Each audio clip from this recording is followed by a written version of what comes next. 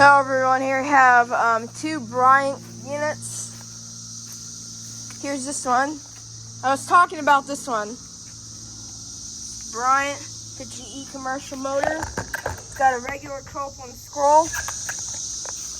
This one is from 2008.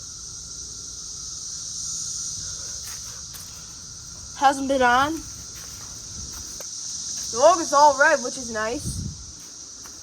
And in the second one, the logo's all faded.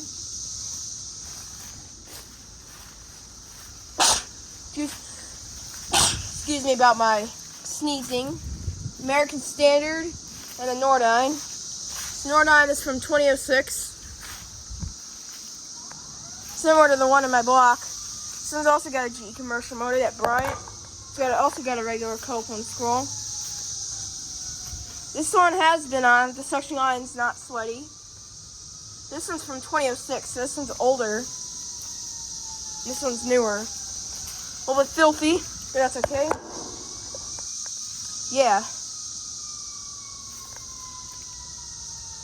As you can tell, both are Midwest disconnect boxes.